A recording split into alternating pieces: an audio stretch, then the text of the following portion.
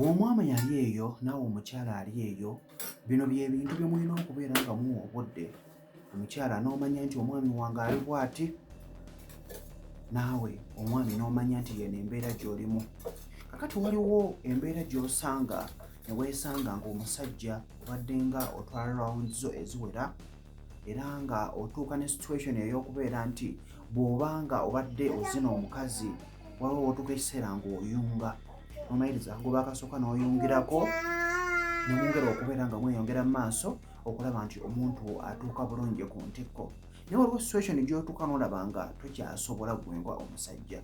Kakati bye bino ebintu ebimu ebibadde bikuleetera okubeera nti obeera bw'otyo by'olina okubeera nga omanya. Omukyala wuliriza omanye omuntu wo gy'abadde atambulira.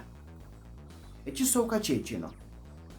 Mu mbeera esooka yeno okubeera nti omusajja obadde weemazisizzaako.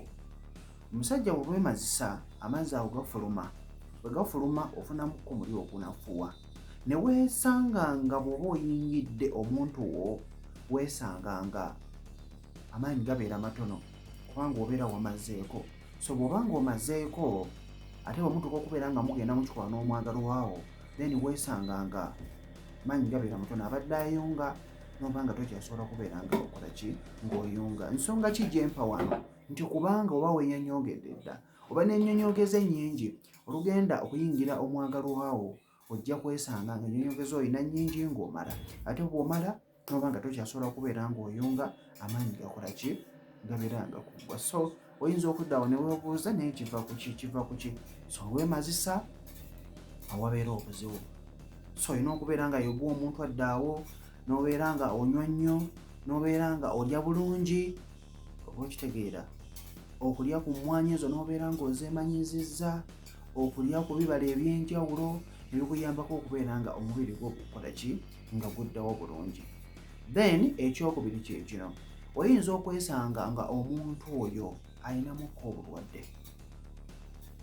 obulwadde nga infection, obulwadde ng'omusujja, ne weesanga nga omubiri munafu, ng'omuli owulira nti osobola naye n'ogendayo ne bigaana. Oyinza okuddaawo n'ogamba buzibu ki, waliwo eyandoze nedda munnange tonnaba kwekyekinga mubiri gwo kumanya kiki ekiriwo ku mubiri gwo. So bw'onooba weekyekinze then kijja kukuyambako. So weemanyiiza okugenda mu ddwaliro okwekebeza ku bintu ebyo era olinamu musujja oba infection. Kyobola bw'ejja tuuka ekiseera obeere ng'oyingidde mwana muwala akugambye ng'olina ebbugumu lingi oba ng'onnyogoga. So ebintu ebyo bibaawo oluusi nga olinamukko obulwadde. Weesanga tokyasobola kuyunga bulungi, weesanga tosobola kugenda rounds ndala zonna. Then ekisembayo kye kino okubeera nga ggwe ng'omusajja ng'olina gye wagenzeeko ebbali. Ono omukyala wuliriza.